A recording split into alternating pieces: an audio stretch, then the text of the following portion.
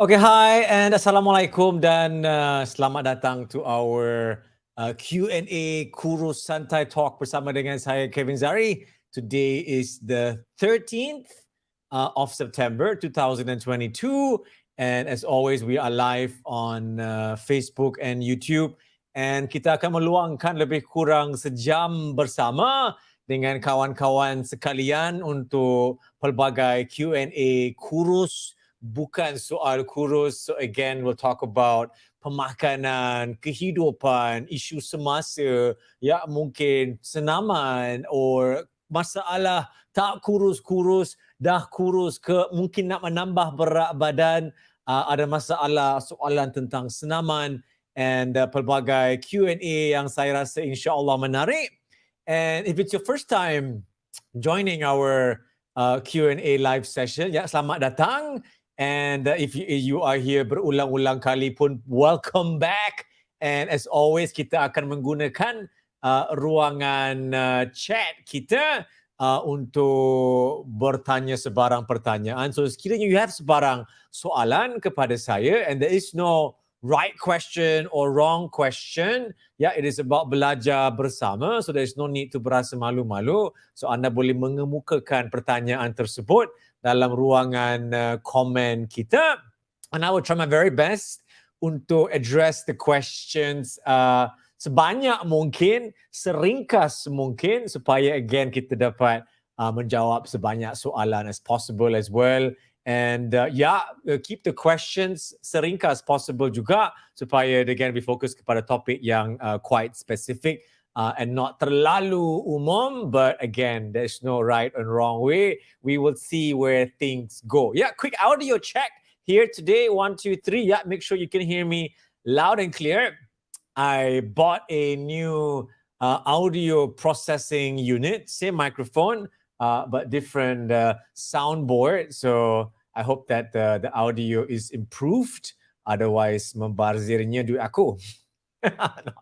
Kan, but yeah, you cannot cheat quality, as I always say. Yeah, Shazmin, I am doing great today. Yeah, it's been a very normal week for me, which I like. No temu janji yang perlukan pergerakan yang jauh. I have spent so far this week, today is Tuesday, my Monday and my Tuesday with my family sahaja. Segala temu janji pun hanyalah di alam maya sahaja. Everything is virtual like hari ni juga. And I like it. I like to stay at home. I like my routine, especially mungkin post-COVID pandemic as well. I generally enjoy just staying at home with my family. And if I do have to go out, I do go out. But yeah, my comfort zone is di sini. Yeah, but Sasmin, I hope that you're doing well juga, and I look forward to seeing you this weekend during our dodgeball session. Yeah, and if you do want to join our dodgeball, we have a dodgeball open session on Saturday pukul 10 pagi sampai pukul 12 tengah hari, 2 hours dekat Mon Kiara, dekat One Mon Kiara. You can melayari the Bukan Soal Kurus Instagram for more information. It is open kepada semua. All right, so let's try and see what questions that we have here today. I will try and maybe petik soalan-soalan yang luar biasa sedikit supaya tak mengulang soalan yang sama pada setiap minggu. All right, let's see what we have here. Okay, soalan daripada Najmi. Assalamualaikum, Waalaikumsalam. Macam mana dapatkan jawline yang mantap? Apakah gemuk air dengan gemuk biasa?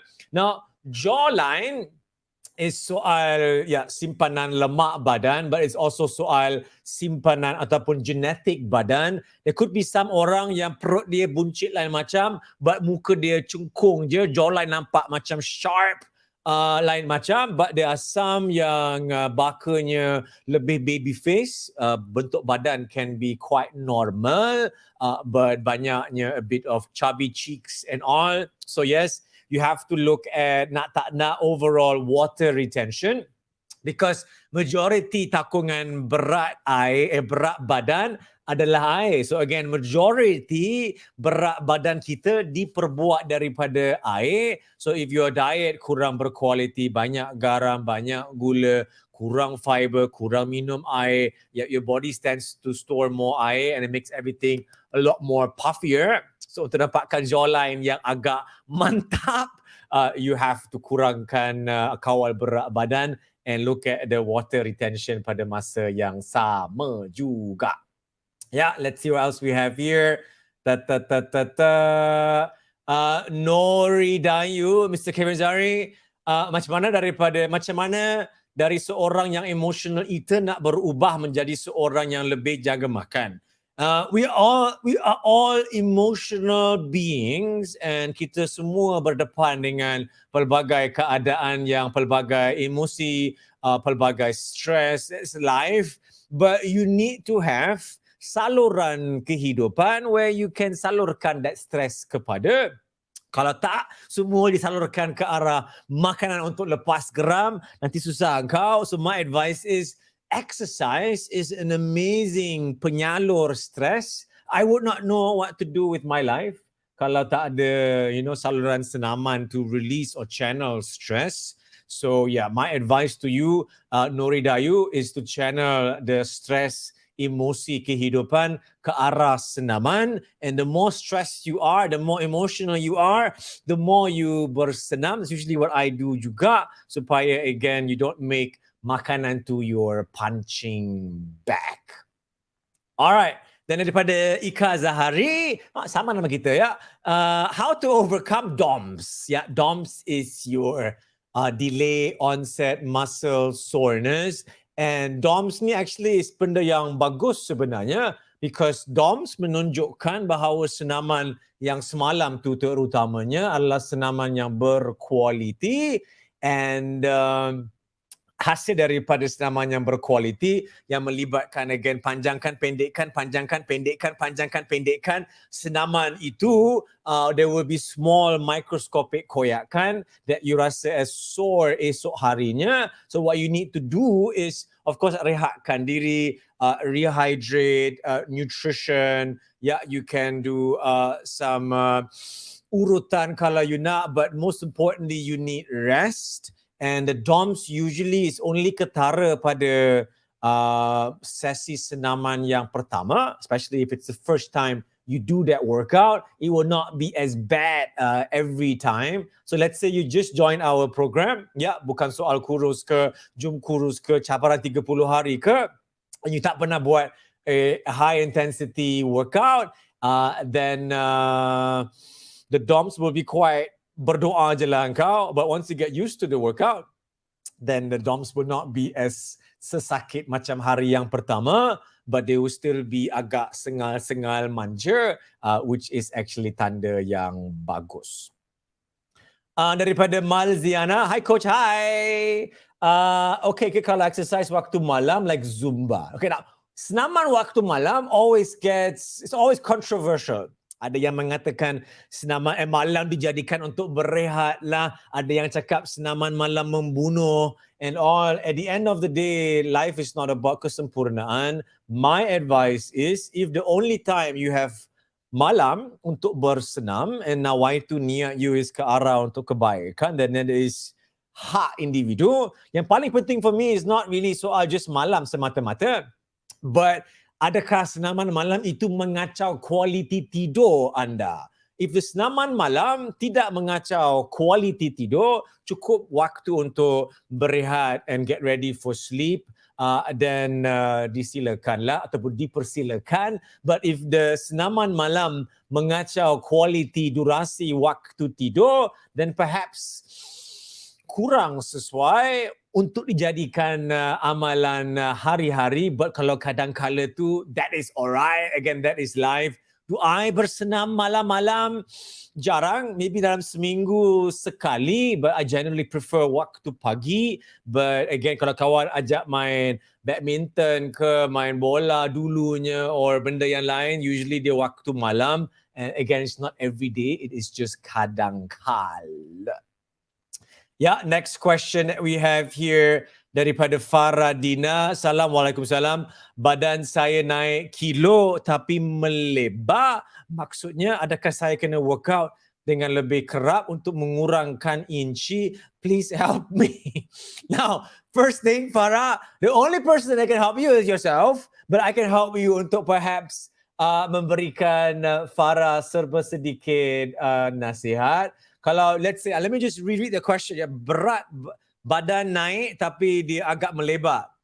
So now, of course, berat tu takkan makin meningkat ataupun menambah ketinggian. So tak nak bila you menambah berat badan, dia akan mengisi lemak-lemak around your isi badan, and in your case perhaps dia melebar. So your solution is very simple, Farah, and pokoknya it's not senaman semata-mata. The pokok nak tak nak is pemakanan.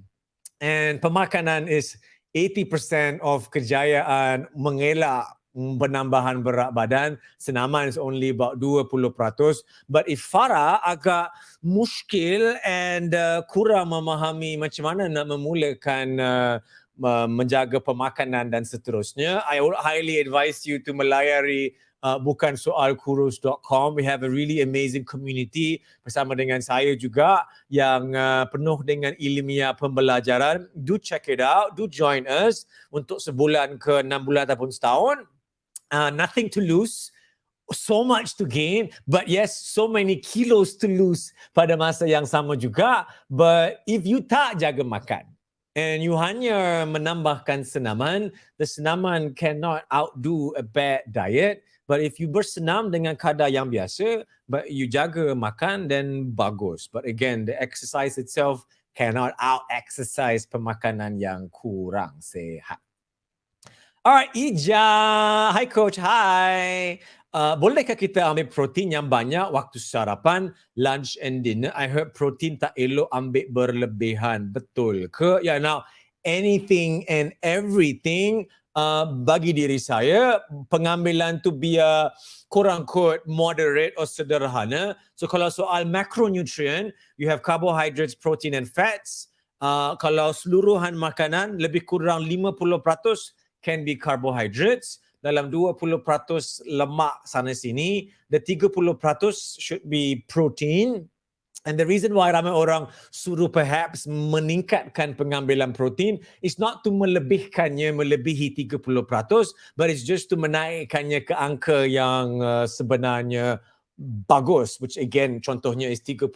So now, if pengambilan kalori is 2,000 kalori sehari, 30% is 600 kalori. 1 gram protein is 4 calories. So 600 divided by 4 is 150 gram. So if you have breakfast, snack, lunch, dinner, snack, dinner, lunch, 6 hidangan sehari, that would be lebih kurang 30 gram protein sekali makan. So I would stick to no more than that, lebih kurang. Kalau mengambilnya dengan berlebihan, bergantung kepada sumber protein yang diambilnya. Ya, you look at gout, you could look at masalah kolesterol. Kalau banyak sumber protein yang berbentuk haiwan, you can look at your kidney juga to process more and more things, to membuang yang berlebihan. So yeah, again, anything yang berlebihan tak digalakkan. So again, you have to tepuk dada Ija and try to make sense out of this 50, 30, 20 macro ratio, dan meneliti your pengambilan sekarang, because ramai orang cakap banyak, but banyak atau berlebihan tu is subjektif kepada keperluan seseorang, and kadang-kadang tak berlebihan pun padahal rasa macam banyak, but it really have to drill down and menelitinya. Yeah, hi Coach Cik. And hi dari Kuching. I have not been to Sabah, Sarawak since the pandemic. Wallahu alam bilakah saya akan kembali ke sana. Alright, Zarina. Coach, hi. Saya sudah berjaya turunkan berat badan sebanyak 8 kilo ya. Really great job. Selama setahun juga. Lepas tu kenapa ya sekarang berat tu boleh jadi stagnant at a certain level dan susah nak turun? Now, I want to focus on the word of susah nak turun. Susah nak turun does not equate to tak boleh turun. It's just that it will be slower. Why? Because you dah kurangkan berat badan daripada kenderaan yang agak besar menjadi kenderaan yang lebih kecil. Kenderaan yang lebih kecil lebih fuel economic. You cannot isi jumlah minyak yang sama macam kenderaan yang besar dengan kenderaan yang kecil. So once Zarina dah berjaya mengurangkan berat badan, you have to also then be a bit more prihatin tentang perhaps perlu kurangkan juga pengambilan kalori pengisian minyak kereta itu untuk sesuaikannya dengan keadaan yang baru. At the same time, lama-kelamaan, of course, deficit kalori itu is lebih kecil. But nombor dua juga, Zarina perlu meneliti the quality of the quantity pengambilan supaya again you can look at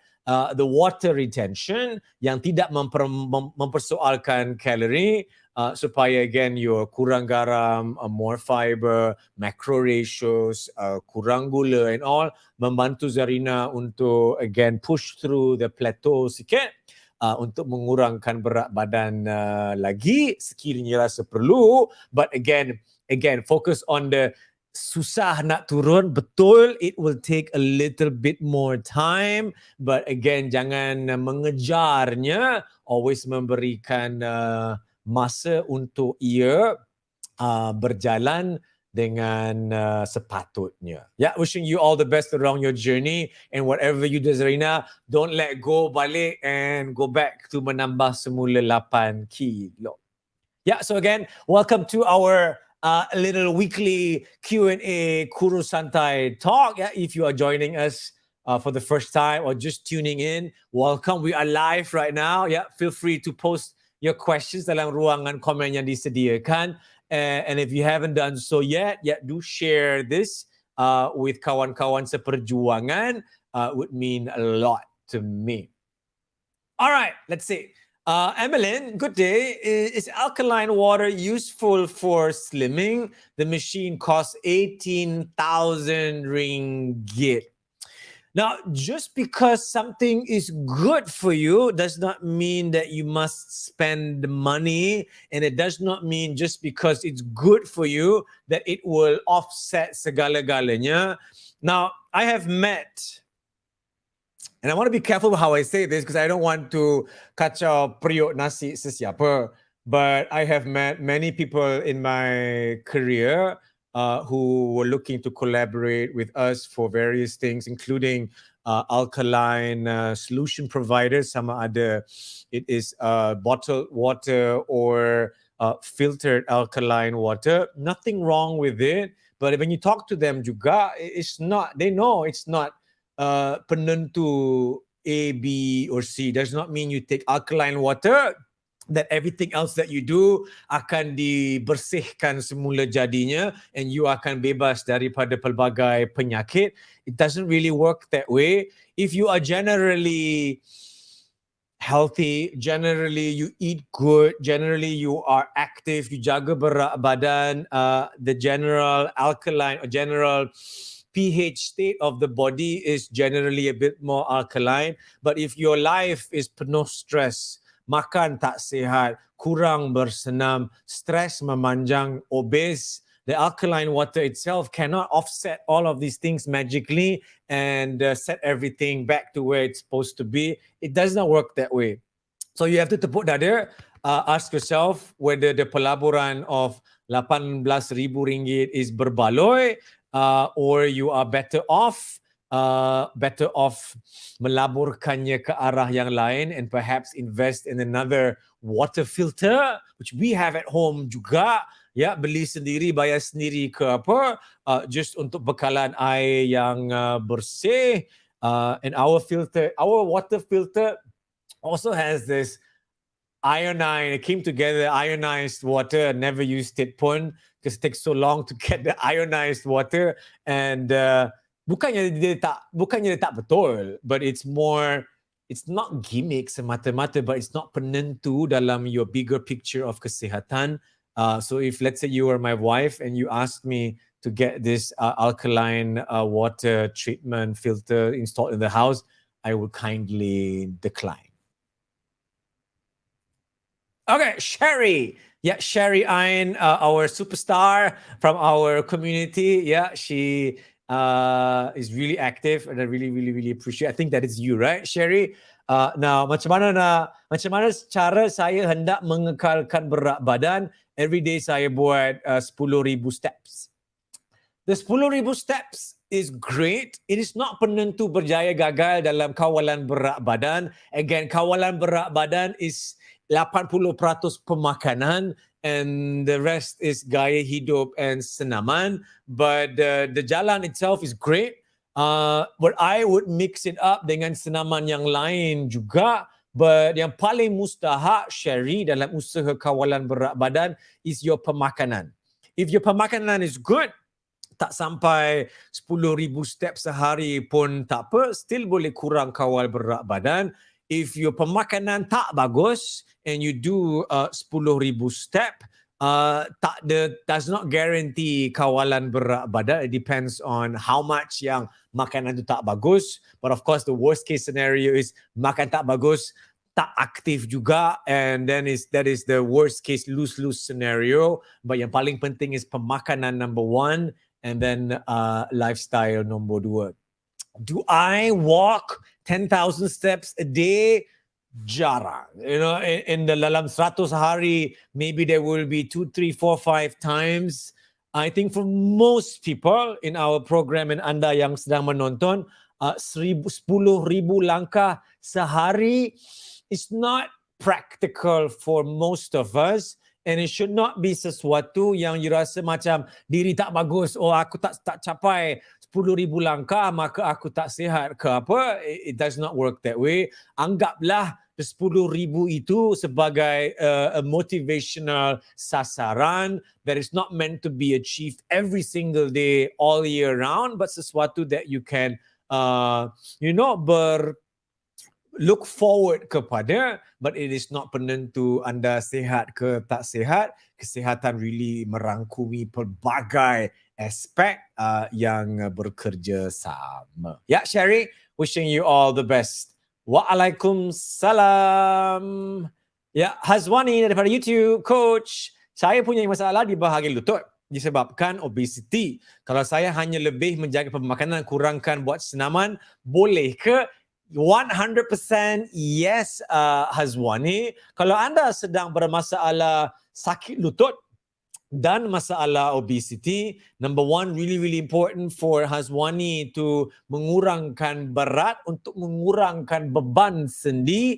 And number 2, elak menambahkan stres pada lutut yang sebenarnya memerlukan rehat. So if I were your coach or your friend, I would advise you just aktifkan diri sebanyak mungkin. Tak semestinya soal bersenam dengan aktiviti yang tidak memudaratkan lagi kecederaan yang ada. Can be your house chores, can be upper body workouts, mungkin swimming ke apa, and make sure that you jaga makan untuk mengurangkan berat badan, and at the same time fokus kepada recovery lutut itu. So it's very important for Hazwani to know what is wrong with your knee, tendon ke, ligament ke, ACL ke, patella ke, what is wrong, supaya then you boleh mencari jalan penyelesaian and then slowly strengthen the joint balik once you dapatkan kebenaran daripada your doctor, supaya your usaha of recovery and kurangkan beban and kurangkan berat badan dapat work together to your matlamat jangka masa berpanjangan, which is to aktifkan diri semula and mengurangkan berat badan pada masa yang sama. Ya, wishing you all the best. Semoga berjaya. Aini Maya, salam coach. Hai, waalaikumsalam. Kenapa overweight lambat turun berat berbanding obese?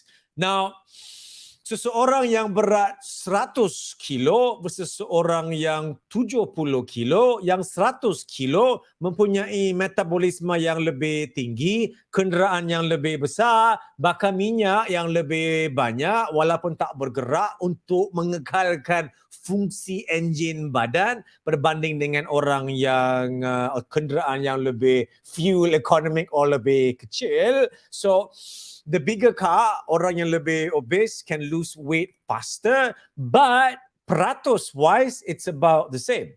So again, let's say you are 100 kilos and 70 kilos, 10% from 100 is 10, but 10% from 70 is 7 kilo. So in our competition dulu, Jom Kurus pun, kita menggunakan peratusan penurunan berat badan sebagai ukuran supaya dia again make the playing ground a bit more even. Yeah, but my last advice to you, Aini, is remember this: comparison is the thief of joy. If you asyik membandingkan diri dengan orang lain juga, it's always going to be agak macam, lama, I wish I could be A, B, C, D, E, F, G, but it's always good to memahami keadaan.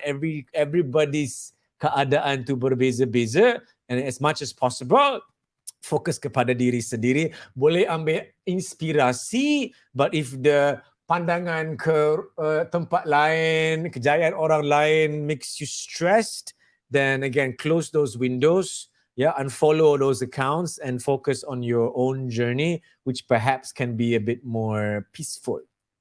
Alright, daripada Kamarul, daripada Facebook, kalau saya memperbanyakkan makan lentil, kacang dal dan chickpea, kacang kuda dalam diet pemakanan sihat, bolehkah coach? Sebab ianya buat saya bertahan lama rasa kenyang.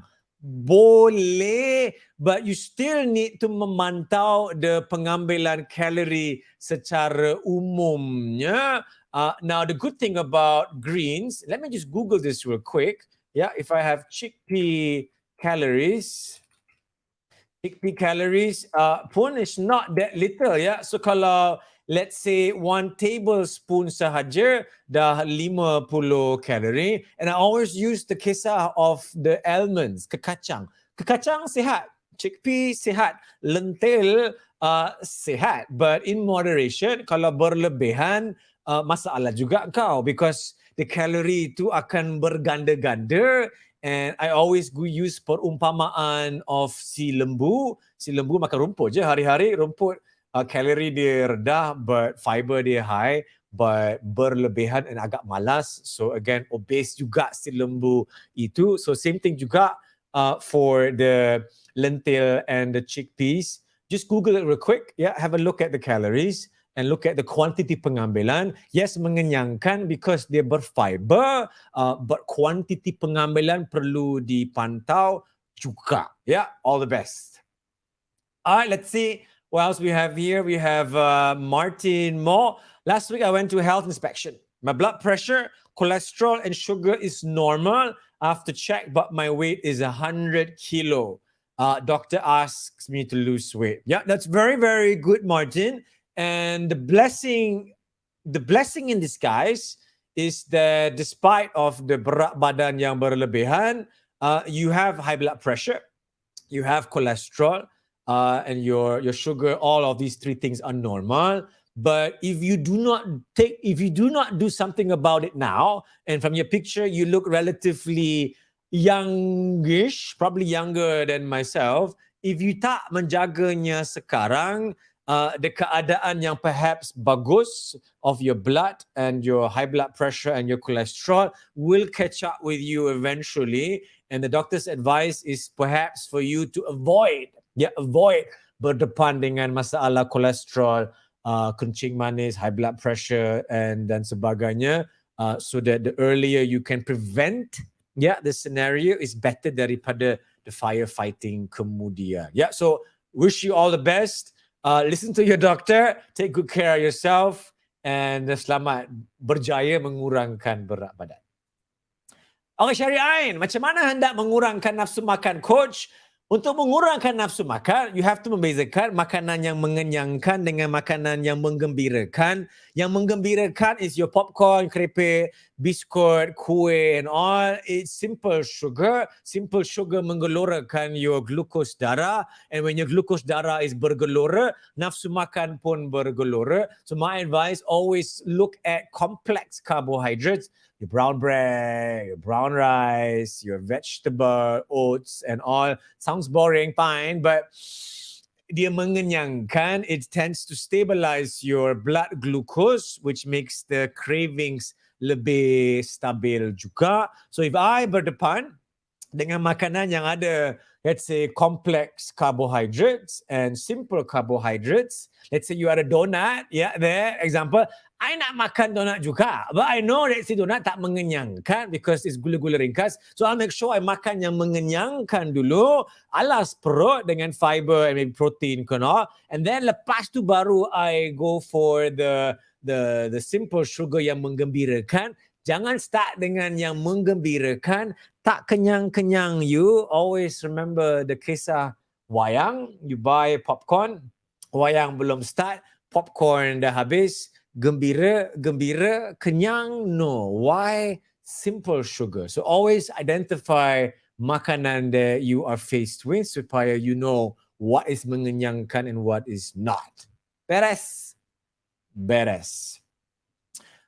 If you are, Farid is asking, if you are allergic to oats, then jangan makan oats. Then pilihlah alternatif yang lain. Oats is really a good source of complex carbohydrates. So if oats tak boleh jalan, you can try wheat-based granola or brown bread or kekacang or benda yang are not oat-based. Oat is not a must dalam pemakanan. There are various alternatives that you can Google sebagai rujukan. Alright, Dayang Zulizia, comelnya anak you. Hi coach, hi. I gained weight after doing lots of cardio exercises this week, but I definitely watched my calories intake within my range. Sorry, I gained weight after doing lots of cardio this week, but I definitely watched my calorie intake within my range. Is it water retention? It can be. Now, if you're talking about this week, it could be, and I cannot assume, but if you are a lady and if you are going through your menstrual PMS cycle, berat badan usually tends to menambah. Why? Because your body is losing fluids, it's losing nutrients. So as a tindak balas to defend your body from excess water loss, terutamanya, your body will start to simpan lebih banyak air, makes you feel a bit bloated and less beautiful maybe, but it's again a tindak balas of the body to protect you from dehydration. So what you should do during that period is to lagi mengawal keadaan, lagi mengawal excess water retention, gemuk air kau dengan banyak minum air, kurangkan garam, more fiber, kurangkan gula so that you don't make the problem lebih besar. But again, I cannot assume that that is what you are going through. But yeah, if it is water retention, agak puffy lain macam, then look at those tips just now. All the best. Hi, everybody. Yeah, again, time check. It's 8:30. Yeah, we're good on time. A lot of really good questions. Daripada Ija, again, ya, Assalamualaikum, Waalaikumsalam. Boleh bagi tips untuk menjadi pemain dodgeball yang berjaya. Why dodgeball for Olympic? Now, let me start with the why dodgeball. We play dodgeball because it's a super fun game, very explosive, and agak selamat untuk mereka yang berbadan besar because you always face direction yang sama. You ke depan, you ke belakang. You depan, you belakang. You dah penat, you just berdiri menanti maut because or you dodge sahaja pun boleh, but generally injury risks are not very high. Berbeza dengan netball, basketball, football where you always have to bertukar arah. And dodgeball is a game that challenges you mentally untuk berdepan dengan cabaran pihak lawan yang nak baling bola dekat muka kau, And nombor dua, you face cabaran diri sendiri to masuk gelanggang. And if you tak pernah main, memang akan gementang kau, because people will literally want to throw a ball at your quote-unquote pace. So it is an extremely mentally and physically rewarding experience. And if you menang, the euphoria sangat awesome. It's amazing for team building juga, and something that you have never done before. Should join us again this Saturday kalau nak join, and you will miss it and come back again and again and again. Usually first timers akan malu-malu kucing kat tepi tu, nak masuk gelanggang kena pucuk and paksa baru masuk. But once they dah start main, the fear is gone, then the semangat kanak-kanak tu comes back. Super amazing. Yeah, and we are the National Malaysian Book of Record holder for the largest dodgeball tournament. I think 2018 ke apa, dalam 300-400 pemain. And dodgeball ni macam sukan rakyat in our program. And how to become a pemain dodgeball yang berjaya? Just show up. Just show up, Ija. Just come, forget about your fears. Just come, be present. Bring your husband, bring your kids. My kids pun main juga. And anybody can, at the end of the day, berjaya or tak berjaya. It's not soal handal ke tak. It's about the last man or last woman standing. See you on Saturday. Yeah, let me see if I can quickly share the visual for our session. I'm just going to try and drag this into here. Does it work? Just drag it. Doesn't work. Of course it doesn't work. Let me just try and open it. Yeah, and I'm going to share the screen. Gonna find it. Yeah, so if you do want to join us, and I'm going to remove the questions. Good job. Yeah, our dodgeball is happening on this Saturday at the Du Arena in One Mon Kiara from 10 a.m. to 12 p.m. And it is 20 ringgit if you are in BSK.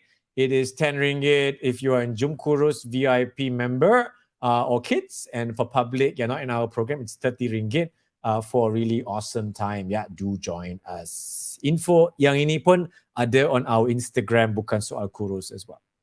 All right, next. Let's see what else we have here. La la la la la. Just now, where was I? Okay, I found it. Okay, Sophia, my sister is breastfeeding.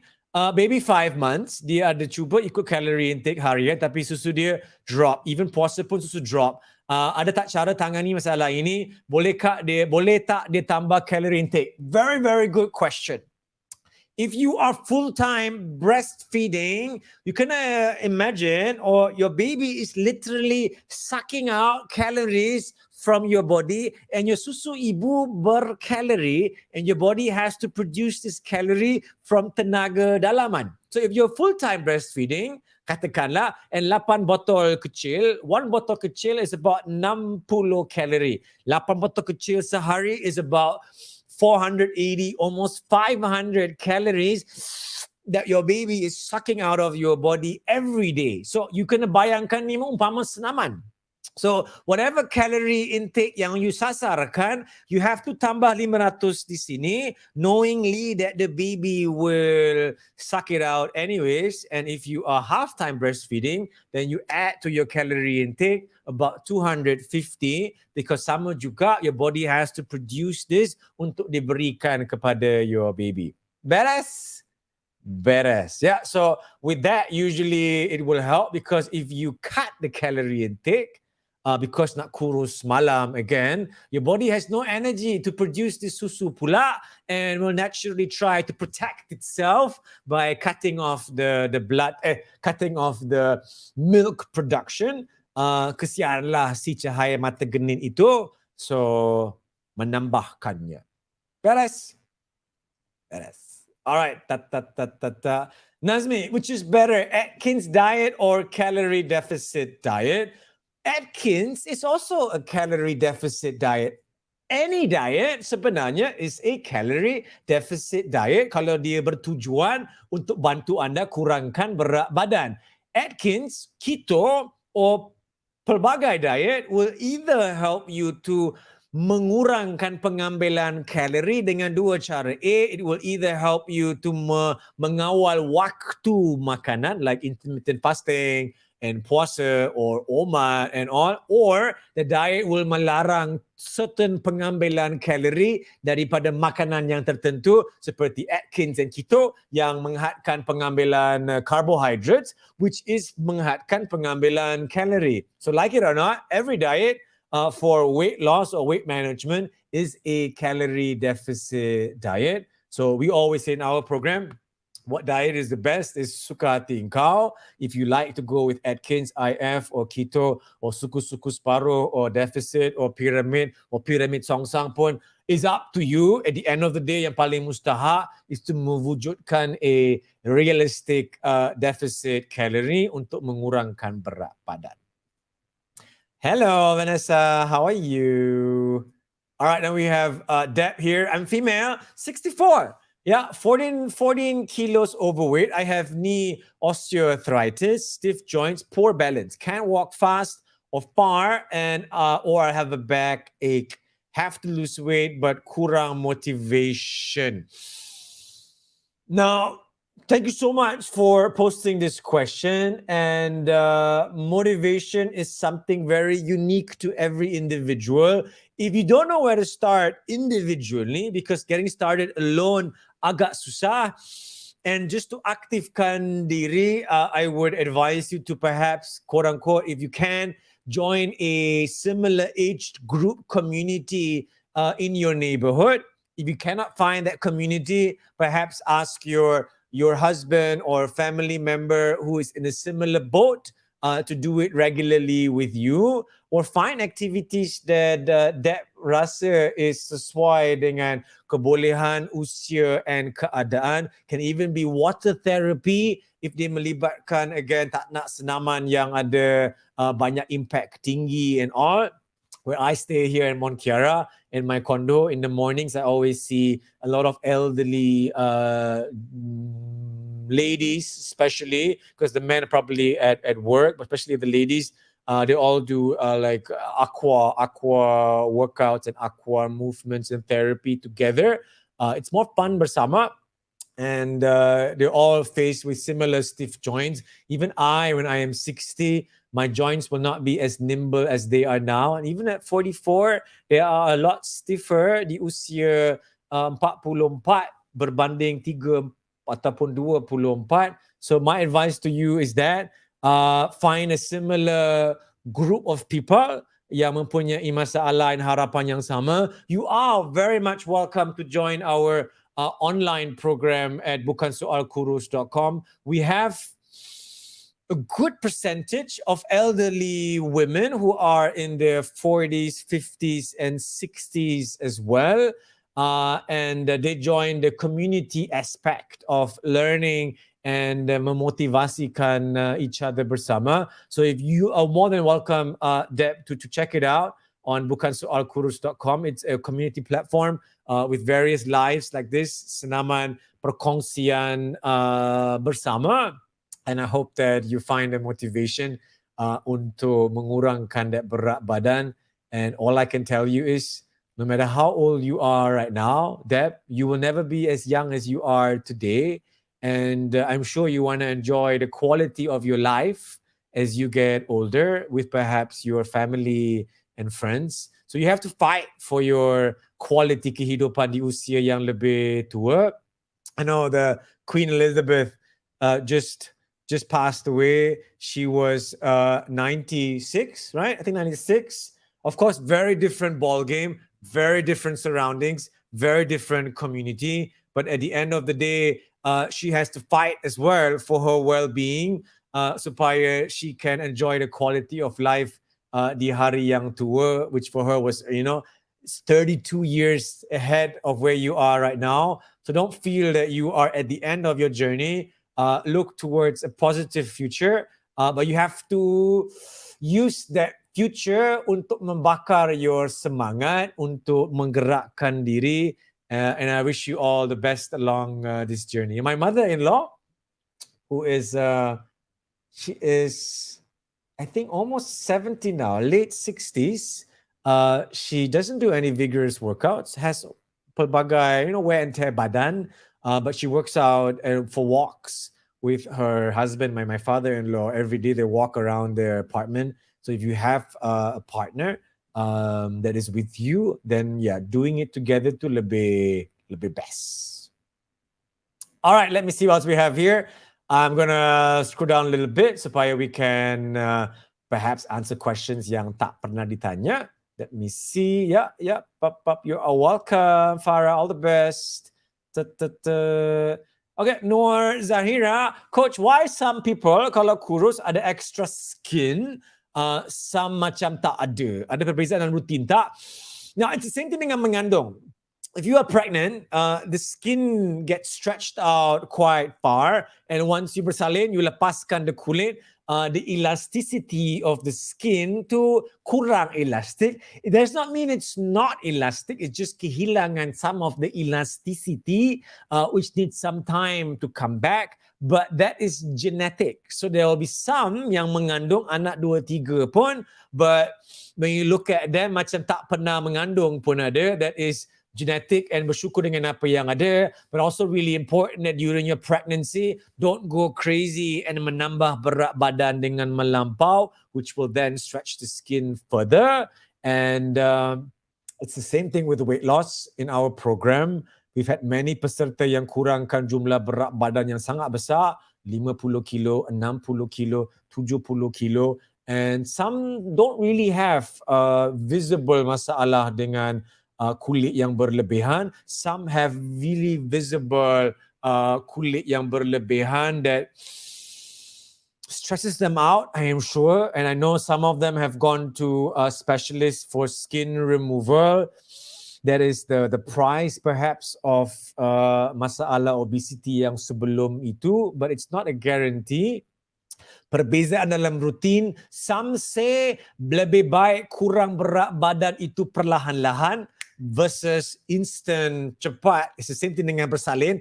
Bersalin tu agak cepat, and then the kulit tu macam tak sempat lagi nak kembali, versus you kurangkan berat badan perlahan-lahan where the skin comes back with you while you kurangkan berat badan juga, and you cuba perhaps mengisi ruang kosong dengan otot. But how much otot can you isi? It really depends on the keadaan yang ingin diisikan. Yeah, so I wish you all the best juga dengan itu. And I, for one, always tell the peserta, and I'm not in their shoes, but I always tell them, from my point of view, I would rather you have masalah kulit yang berlebihan daripada masalah obesity yang lebih kompleks and lebih bahaya. But of course, if you ask them, they would rather have none. They'd rather not have obesity and not have excess skin juga. All right, let's see. Ini, Coach, normal ke kalau tak peluh walaupun almost 1 hour exercise? Peluh tak penting, peluh bergantung kepada keadaan cuaca. If you bersenam dalam keadaan berhawa dingin, you will not sweat. If you bersenam dalam keadaan yang agak tak berhawa dingin, panas, lembab, or you just walk or stay in Dewan badminton yang baunya, ya Allah, you akan perlu buckets.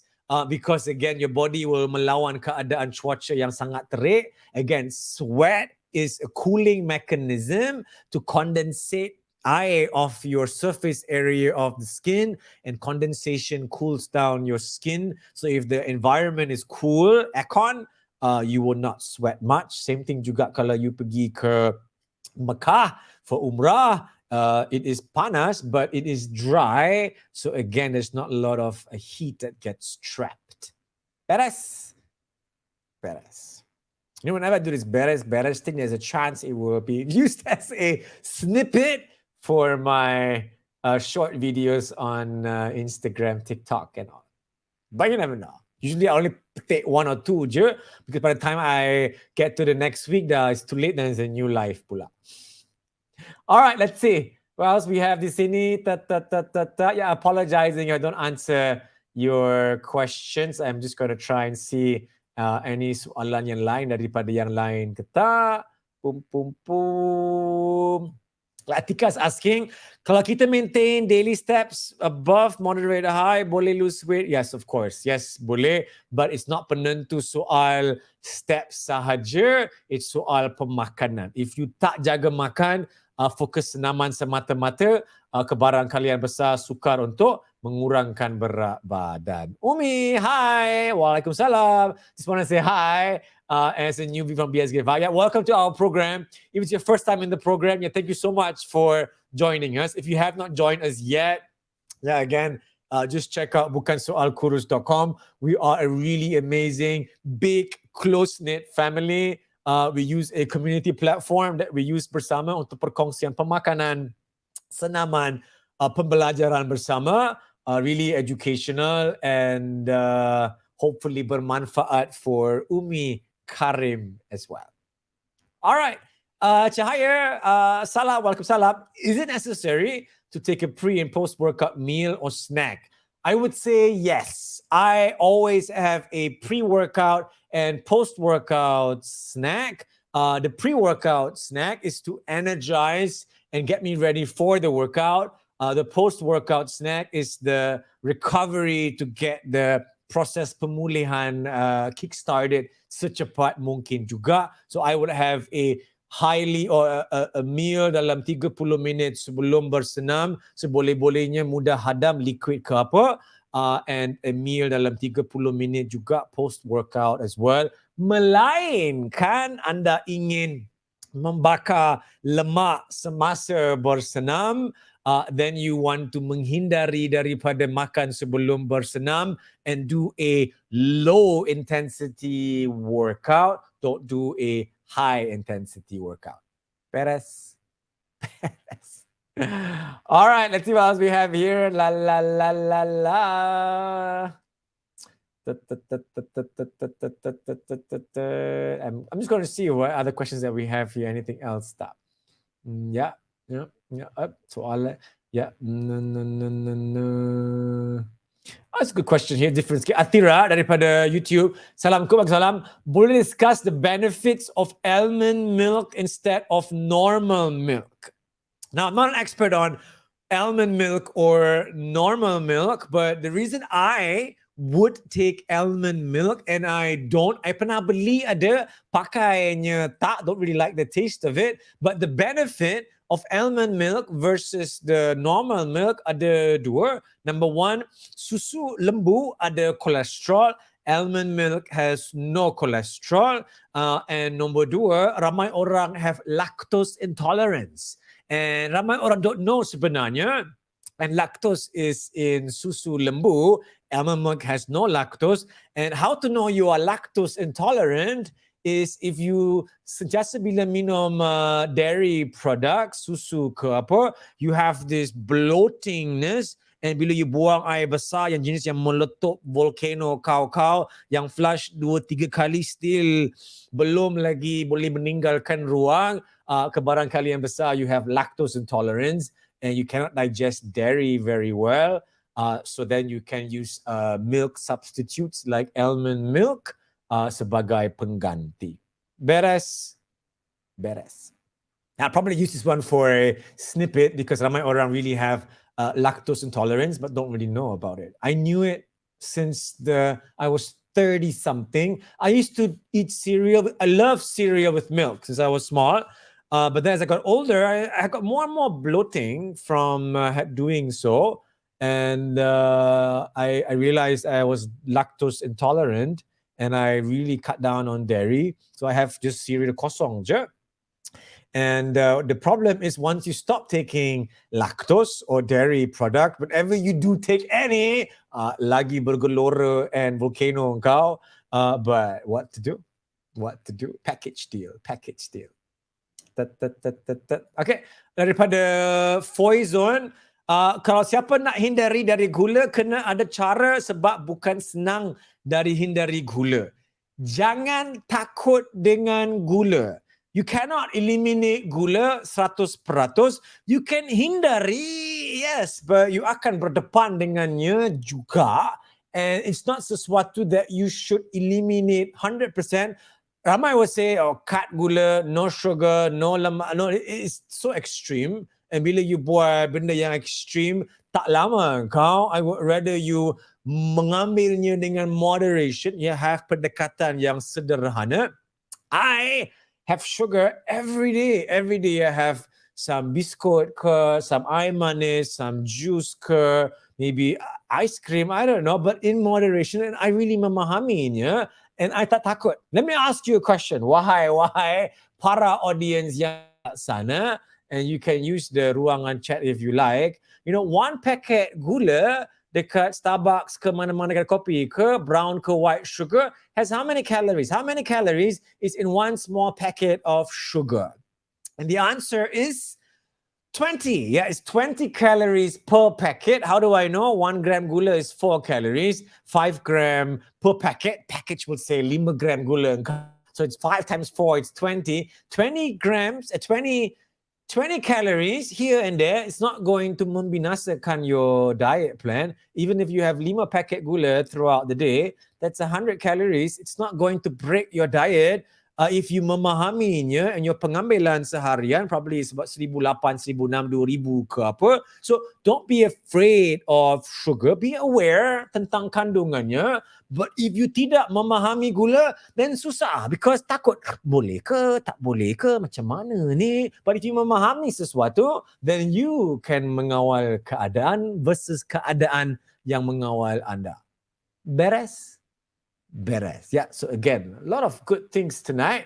Hopefully I have time to cut them up, do the caption. The caption takes forever, you, to type the caption one by one. But demi dunia social media yang menontonnya tanpa audio, di khalak ramai.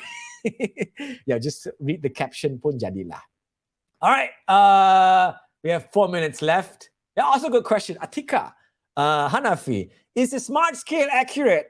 It is not. A smart scale is not accurate. It's fun, but don't go crazy. Even if you baca the instruction manual, it will always tell you that the bacaan is an estimation and can vary based on A, B, C, D, E, F, G. How the smart scale menilai or menganggar komposisi badan is by shooting a small pulse electric from one side to the other. That's why you have to stand on the pads dengan kaki ayam. So based on the time it takes for one signal to reach the other side, going through your legs to the other end, melalui jizim air, jizim lemak, jizim otot, jizim tulang, based on those things, it will estimate what is your body composition. I feel the best way to menilai komposisi badan is to bangun, mandi, buka tuala, cermin diri, tayangkan diri anda, and menilai diri you. The mirror never lies. All right. Very, very good. You are welcome, everyone. You are welcome. Yeah. Si potato rebus pon is a very good alternative, very good source of sumber fiber. All right, guys, I apologize for the, won't be able to answer all the questions, but yes, you can buy my book at Shopee. We have a Shopee shop. I will just paste the URL if you do want to check it out. If I can remember the URL, ya Allah. Let me find it real quick. I think I have it on my Instagram links. Let me see. Yes, ada. Okay. Actually, senang je. The link is, where is my tab? Where is my tab? Where is my tab? Where is my tab? It's here. Yeah, it's just shopee.com.my/Kevin Zahri. Yeah, but yeah, you can check out the book there. I think it's on sale still, but I'll check it out juga. All right, guys. So with that, I think we're out of time. Thank you so much for all the amazing questions. I do apologize that I did not get to answer your question tonight. Don't worry, I'm doing this every Tuesdays on Facebook and YouTube. And if you haven't done so yet, please share this session dengan kawan-kawan seperjuangan. Semoga mereka pun dapat mempelajari sesuatu yang baru. Yeah, thank you again so much. Enjoy your week. And yeah, see you guys this Saturday for our dodgeball session. Sesuai untuk beginner, sesuai untuk newbie, sesuai untuk everyone. Family fun. I will be there with my family juga. And just come and bring yourself. And jumpa di sana nanti. Thank you so much. Assalamualaikum. And bye-bye. Thank you.